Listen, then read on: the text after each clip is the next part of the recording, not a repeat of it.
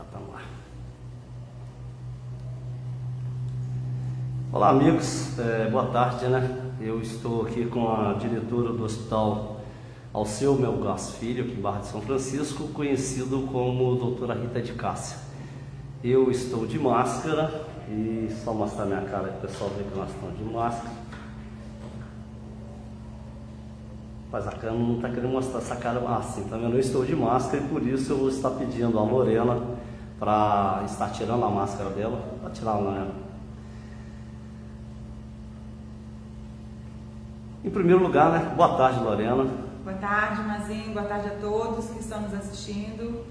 Estamos aí para conversar um pouquinho, né? É bom. Lorena, como funcionário, a gente tem vivido já um ano. Eu, particularmente, já passei pelo Covid, certo? Graças a Deus estamos aí na luta.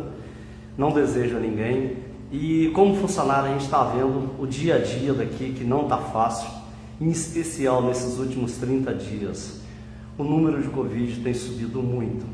Mas antes de eu te fazer algumas perguntas, eu vou te deixar à sua disposição o seguinte: você como diretora, como mãe, como chefe de família, como você está vendo esse momento? Vou te perguntar, fazer sua pergunta pessoal, depois nós vamos entrar na direção do hospital.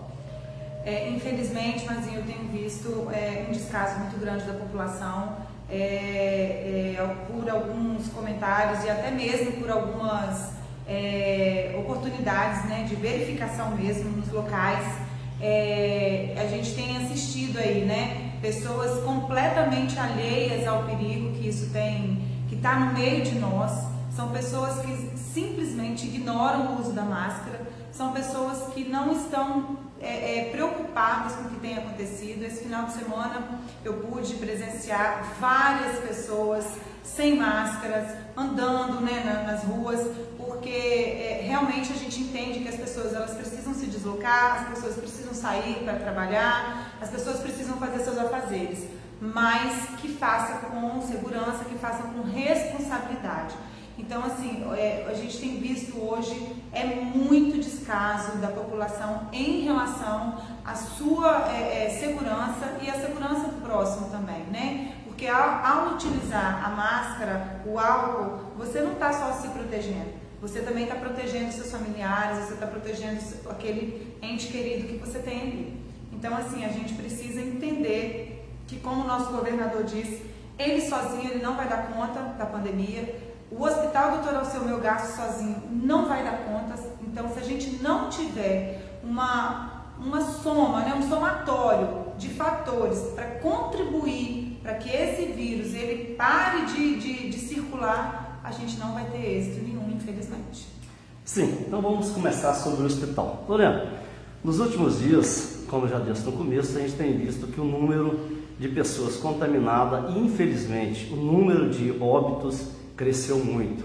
Ontem mesmo nós, infelizmente, sepultamos mais uma pessoa, onde uma família grande, com bastante pessoas dela foram contaminadas, foi a dona Jesuína, certo? E estou citando o nome dela para mostrar de exemplo, são 81 pessoas que nós já perdemos para a Covid, aqui em Barra de São Francisco, só em Barra de São Francisco.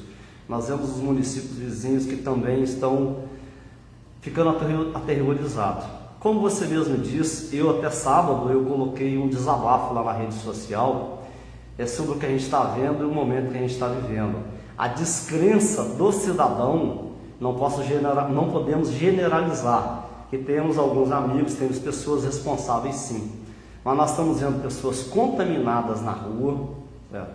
Não é uma nem duas pessoas. Ele sabe que está contaminado, ele está na rua, está indo fazer compra, às vezes está saindo sem ter necessidade e chega onde nós vamos entrar agora. Como está o nosso hospital Alceu Melgaço? Todo mundo conhece mais como doutora Rita de Cássia. Hoje, como se foi, nós sabemos que nós não somos referência, mas quantos leitos no início foi estabelecido para a Covid? E eu, essa semana mesmo, estou de folga, tive que trocar 3 plantões, como hoje mesmo troquei. Eu sei que teve mais uma mudança no final de semana aí. Então você como diretora, como você poderia estar passando com a nossa realidade? Você tem contatos, vou te fazer algumas perguntas, você vai emendar elas. Você sempre está tendo contato com diretores de outros hospitais. Como está, até o seu conhecimento, a rede estadual em termos de vagas para Covid? Muita gente fala, não só o Covid mata. Sim, realmente não. O acidente e tudo mais, mas no momento o Covid está dilacerando as famílias brasileiras e mundiais. No ano passado, né, de acordo com todas as normas técnicas que o governo, né, tem disparado para nós adequamos todo o nosso fluxo. Então, como eu disse até numa live anterior que a gente fez, né, Mazinho, o pronto-socorro estava destinado apenas para os pacientes sintomáticos respiratórios. Isso se prolongou durante todo o ano de 2020. E aí, quando a gente foi entrando num platô não de diminuição, mas de uma fase de estagnação, né, esse fluxo ele foi revertido novamente, ou seja, a gente conseguia atender, né, Covid, não Covid, dentro do pronto-socorro, destinando apenas alguns espaços físicos para esses pacientes. Então a gente conseguiu fazer esse atendimento conjunto novamente. Na primeira fase, né, que a gente fez esse atendimento, nós tínhamos 18 leitos Covid, destinado para Covid, e a gente tinha aí uma taxa de ocupação entre 60% e 70% no máximo, né, de taxa de ocupação de 70%. Quando a gente voltou com os atendimentos junto, né, dentro do pronto-socorro, nós determinamos que seriam destinados 11 leitos, porque a gente tinha aquela taxa de ocupação, né, então 11 leitos nos dariam uma margem de segurança para a gente trabalhar tanto a demanda Covid quanto a demanda não Covid. Porém, Mazinho, foi aí nessa parte também, antes de entrar no porém, foi quando a gente teve que mudar novamente o fluxo dentro do hospital, né? A gente meio que fez uma previsão do que poderia estar acontecendo. Então, no dia 22 de dezembro, né, nas vésperas de um feriado, a gente se mobilizou numa força-tarefa aqui dentro do hospital. Nós tiramos o almoxarifado de dentro do hospital e aí colocamos ele dentro da estrutura onde funciona o Clube das Perobas, e aí foi uma decisão muito rápida, muito sábia que nós tomamos, né? E aí a gente fez essa mudança para quê? Para que essa demanda do pronto-socorro não Covid fosse atendida dentro das dependências do hospital, para que o pronto-socorro ele novamente voltasse a ser exclusivamente um fluxo Covid. E aí nós ficamos no mês de janeiro trabalhando com uma taxa de ocupação aí oscilando entre 60% e 70%, já com os outros leitos revertidos, né, para leitos Covid, mas em tela a gente tinha cadastrado os mesmos 11 leitos. Porém, a gente tinha uma margem aí maior, que eram para as pessoas que pudessem estar em observação, ficariam aqui dentro. E o que a gente tem visto durante todo o mês de fevereiro e já aos 15 dias do mês de março é uma taxa de ocupação girando em torno de 170%, 180%, 200%. Já tivemos 221% de taxa de ocupação aqui dentro do hospital, só de demanda Covid. Então, assim, Mazinho, a gente precisa fazer com que as pessoas entendam que hoje a gente, aqui dentro do pronto-socorro, está com uma demanda absurda. São pacientes que estão vindo graves, não são pacientes que estão aqui porque não tem atendimento lá, B ou C. Não é isso. São pacientes que demandam atendimento hospitalar. São pacientes que estão graves, são pacientes que precisam de oxigenoterapia, são pacientes que precisam ser transferidos. Então, assim, a população precisa entender que hoje, se você tiver um familiar que estiver precisando de um leito de enfermaria ou de Covid, vai ser muito difícil conseguir, porque o estado todo já está atingindo a marca de 90% de taxa de ocupação nas enfermarias, nas UTI Covid e 92% de taxa de ocupação na enfermaria. Isso significa que para cada 10 leitos Covid disponibilizados na rede, a gente tem 9 ocupados. Então, são notícias tristes, né? Eu não estou querendo aqui fazer terror, não estou querendo ser a portadora de más notícias, mas a realidade é que, de acordo com o número de infectados, de acordo com a taxa de transmissão, a gente ainda tem coisas muito piores para vivenciar, né? Os estudiosos têm visto aí situações que a gente vai poder, infelizmente, contemplar um número absurdo de óbitos por dia, né? Hoje o Brasil está aí girando em torno de 1.800 mortes dia, 2.000 mortes por dia, e no mês de abril já se fala aí em 3.000 óbitos por dia. Então, assim, e isso é uma coisa, Mazinho, se as pessoas entendessem o seguinte, eu gosto de explicar isso de uma maneira bem simples. A gente não tem como prever um acidente automobilístico, a gente não tem como prever um acidente vascular cerebral, né, um AVC, a gente não tem como prever um abdômen agudo, uma obstrução intestinal, mas o Covid a gente tem como. Como que a gente previne? Ficando em casa quando a gente pode, utilizando a máscara quando a gente não pode ficar em casa. Então, assim, e aí o que a gente vê hoje é uma completa... ninguém tá nem aí, faz festa, sabe, se aglomeram, faz festa clandestina, faz encontros clandestinos, como se não houvesse amanhã mesmo. Então, assim, isso sobrecarrega toda uma estrutura e não existe estrutura que vai ser capaz de absorver essa demanda. A gente pode abrir 1.000 leitos, que não vai ter, depois que abrir o leito, ok, é leito, não vai ter profissional para trabalhar, porque a gente tem aí um ano uns profissionais completamente sobrecarregados. Nós temos aí funcionários sendo pacientes. Infelizmente, nós tivemos perdas de profissionais de saúde. Nós perdemos colegas médicos, enfermeiros, técnicos de enfermagem.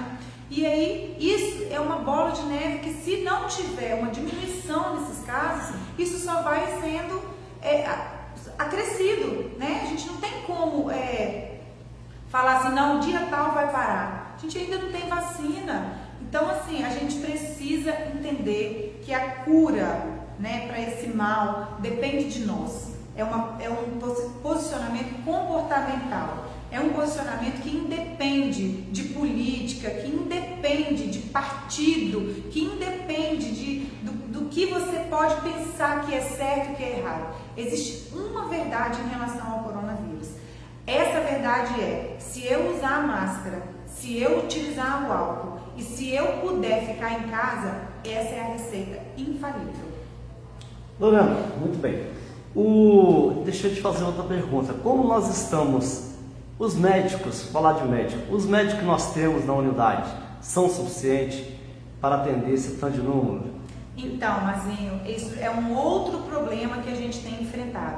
Assim que o Estado, o mundo decretou a pandemia, o Estado fez todo um movimento para fazer um suporte na rede hospitalar, seja com equipamento, seja com contratações. Na última live que a gente fez juntos, eu falei que o Estado propiciou 70 vínculos aqui dentro do hospital. Só que quando a gente entra na parte dos médicos, existe um grande problema. Tem mais de um ano que eu tenho vínculo aberto para contratar médico aqui na unidade e simplesmente eu não consigo contratar, porque não existe demanda para preenchimento dessas vagas.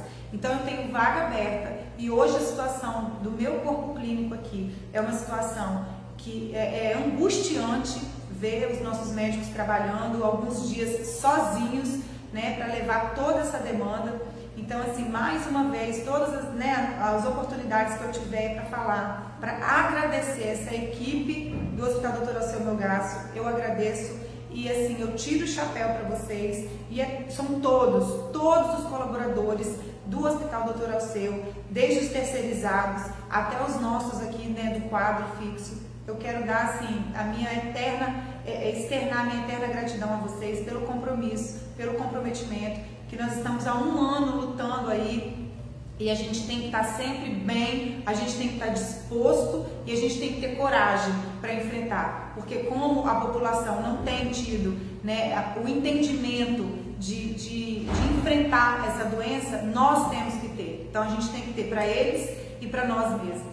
Então, assim, isso sobrecarrega, isso deixa a gente cada dia mais cansado, mais frustrado, só que a gente fez um juramento. E aí, eu como profissional de saúde, né, eu reitero esse juramento, que é o compromisso com as vidas das pessoas, e enquanto a gente estiver aqui respirando um fôlego aqui de vida, a gente vai estar lutando para que os nossos pacientes não percam a vida deles por conta de falta de assistência. E isso, se você me permite, Mazinho, eu gostaria de deixar bem claro, de enaltecer o trabalho do governo do Estado do Espírito Santo em relação ao enfrentamento dessa pandemia. Nenhum paciente capixaba morreu por falta de leito. Nós tivemos óbitos, sim, por conta, né, do horror que essa doença por conta do que ela causa na pessoa, mas por falta de leito a gente não teve, né, nenhum, seja por falta de leito, seja por falta de acesso, seja por falta de insumos, de equipamento, de medicação, nós não tivemos. Então, assim, o que eu quero é que as pessoas entendam o quão grave nós estamos passando. Nós estamos passando por mais uma crise e eu acredito que essa tem sido a pior até agora. Lorena, qual a realidade nossa hoje? Segunda-feira, 15 de março, nós temos hoje quantos leitos? Acho que é 20, se eu não me engano. Fora a ilha, né? A gente vai conseguir, né, viabilizar mais 5 leitos, totalizando 15 leitos de enfermaria, fora as 10 macas que a gente vai colocar na ilha, que são para observação, né? Que é aquele paciente que dá entrada, está com critério de entrar, porém ele vai ser avaliado, medicado, e aí o médico vai entender se ele vai precisar internar ou não. Então a gente tem 15 leitos, tá, de enfermaria, sendo desses 4 sendo intensivo, com ventilador, né, caso o paciente evolua para tubo, e ainda a gente tem essas 10 macas que a gente vai viabilizar para o paciente ficar aguardando a conduta médica. Como profissional, se você me permite, como minha diretora, a gente tem visto o sofrimento, vivido o sofrimento, principalmente eu como maqueiro, os demais, o enfermeiro, o técnico, os médicos. A gente tem vivido muitos amigos procurando um ar, procurando um oxigênio, não conseguindo. E não são idosos, não. Hoje mesmo, passou nos últimos dias que tinha aqui, pessoas abaixo de 40 anos que foram precisas estão entubados fora. Então tem aquela história, são idosos. Não, hoje a coisa está bem triste.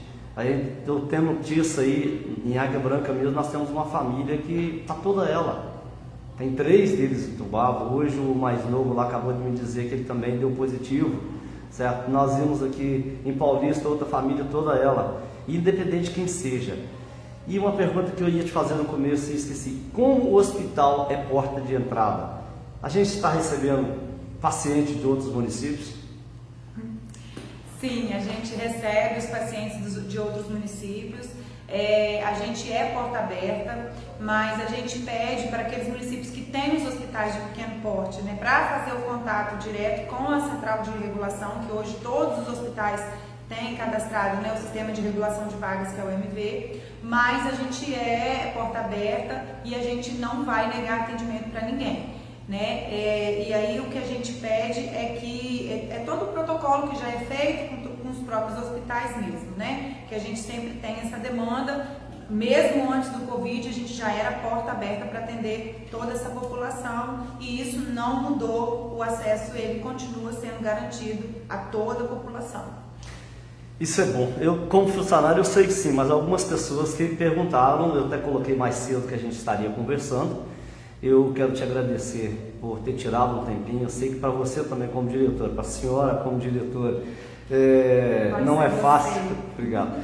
Nós temos a liberdade, independente de ser diretora, é uma grande amiga, é uma grande pessoa que tem o meu respeito, sem dúvida nenhuma.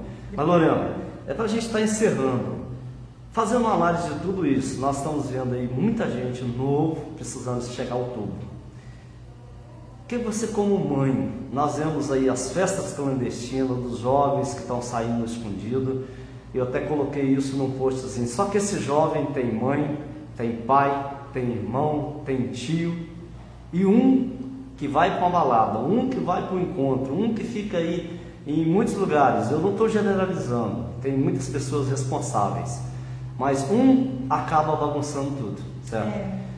Que recado você daria para a sociedade, não só de Barra de São Francisco, que nós atendemos aqui parte de Minas e muitas cidades do lado do Espírito Santo aqui? Qual o recado, como diretora do Hospital Alceu Melgaço, você deixaria neste momento para a sociedade em si geral, para a gente estar fechando aí? Se tiver esquecido uma coisa, você queira conversar, tudo seu. É muito difícil, né, Mazinha, a gente falar sobre isso, porque A gente hoje ouve que a população já está cansada, né? Já está cansada do distanciamento social, já está cansada do isolamento, mas o sistema também de saúde não está cansado, o sistema está sobrecarregado. O sistema de saúde em relação aos profissionais está exausto. Nós estamos em frangalhos, né? Hoje é difícil a gente manter uma sanidade mental em relação a tanta demanda, porque é assim que funciona, né, Mazinho? A sua urgência é a sua, né? E ela é a mais urgente de todas, porque ela é a sua. Então, assim, quando a gente tem aqui 20 pacientes internados com Covid, são 20 famílias desesperadas, são 20 pessoas, né, que estão precisando de um recurso. E aí, assim, a gente tem que se virar e tem que manter sempre o equilíbrio, né, manter a sobriedade, de tentar explicar que muitas das vezes o recurso ele vai sair, ele é um paciente que ele precisa colaborar com a equipe. Então eu fico assim muito triste, sabe? Porque esse discurso de que a população está cansada de fazer isolamento, ele pode colar lá, mas aqui dentro a gente não pode falar que está cansado. Aqui a gente tem que tentar aqui salvar dentro a gente não pode falar que está exausto, aqui dentro a gente não pode falar, sabe, que não aguenta mais. Porque aqui é o último recurso do paciente. Que a máscara incomoda. Exatamente. Aqui é o último recurso do paciente. Então aqui a família daquele paciente não quer saber se a gente está trabalhando há um ano incansavelmente, se a gente está esgotado, porque aquela hora é a hora do paciente. Então aquela hora é a hora que ele precisa do serviço de saúde. Então quando a gente tem uma engrenagem funcionando, né, a gente consegue manter um equilíbrio em todas as partes, né? Então, quando a gente tem um índice tolerável de isolamento social, que é aquele índice, né, que as pessoas ficam em casa, a gente consegue controlar um pouco mais. Agora, quando isso tudo sai do controle, é muito complicado a gente ter apenas uma entidade, que é a entidade de saúde, com sanidade, né, para resolver os problemas. Então, a gente precisa de que todas as esferas, né, a esfera familiar, a esfera social, a esfera dos outros poderes, né, estejam todos engrenados e todos com o mesmo objetivo, que é fazer com que esse vírus pare de circular. E hoje a única alternativa que a gente tem, porque a vacina ainda não está disponível para todos, é fazendo o isolamento social, se você puder, e fazendo o uso da máscara e do álcool. Uma coisa que a gente vê da sociedade é o risco de fechar comércio. Eu sempre, desde o começo, eu nunca fui favorável a fechar comércio. Eu sempre disse e digo, se cada um de nós fizermos com responsabilidade, você não precisa fechar comércio. Fechando o comércio, nós temos famílias desempregadas, nós temos gente passando fome. Eu, particularmente, como cidadão, não fui desde o começo. Então, se cada um de nós fizermos com responsabilidade o que os conhecedores, os cientistas, o pessoal que está à frente de tudo isso pedindo, nós não vamos precisar de fechar um comércio, nós não vamos precisar de um lockdown. Mas por que nós estamos tendo que fazer o que já foi, estamos vendo outros países fazendo? Porque, infelizmente, parte da sociedade não está esquentando a cabeça. A parte irresponsável da sociedade fazendo com que tudo aconteça. Exatamente. Nunca foi desejo do governo, né, nem do município, nem de ninguém, nunca foi desejo fechar completamente. Só que existem níveis que a gente vai alcançando e que a resposta quem dá é a população. Então, no nível que a população vai dando a resposta, os órgãos, as autoridades, elas precisam se organizar de modo que contenha o avanço da doença. E aí, infelizmente, é o último nível, né, que acontece, é o lockdown. E aí a gente tenta evitar ao máximo, eu tenho certeza que não é objetivo, né, de ninguém fazer com que a economia nesse momento fique prejudicada, mais prejudicada, mas a população tem que entender que se ela não fizer a parte dela, é um recurso que a gente vai ter que utilizar, né? Os poderes, né, competentes terão que utilizar. Lorena, curto, reto e grosso da sociedade. Nós não temos espaço no hospital para pacientes, com certeza. E tomo a liberdade de dizer, se cada um cuidar de você, você está cuidando do outro, você não está cuidando apenas de você. Obrigado mais uma vez por você tirar um pouquinho do tempo da sua agenda e as suas considerações finais para os nossos amigos, hein? Se puder, fique em casa, usem a máscara, não abram mão do álcool. Se vocês encontrarem alguém na rua sem máscara, vocês como cidadãos, vocês têm empoderamento com a autoridade sanitária, porque nós estamos numa pandemia. Então qualquer cidadão, ele tem o direito de exigir que o outro utilize a sua proteção. Então, se vocês virem alguém na rua, não se envergonhem, não é feio, pelo contrário, você vai estar contribuindo para que a gente diminua o risco, para que a gente volte pelo menos ao risco moderado, que também é assustador, e saia desse risco alto aí, para que a gente possa tentar voltar, né, com a vacina, sonhar com uma possível normalidade dentro de pouco tempo. Mas não sei se você esteve aqui na semana passada. Eu como servidora nesse hospital há 6 anos, eu nunca tinha visto uma cena que eu vi semana passada, que foram 4 ambulâncias de UTI móvel, 4 estacionadas aqui na frente, aguardando remoção. Foi uma cena muito triste. Era ambulância chegando, tendo que esperar uma ser carregada para sair a outra. Então isso deixou assim toda a nossa equipe aqui muito abalada. Nós ficamos muito, ficou assim, uma situação muito triste mesmo de ver, e eu não gostaria que essa cena se repetisse.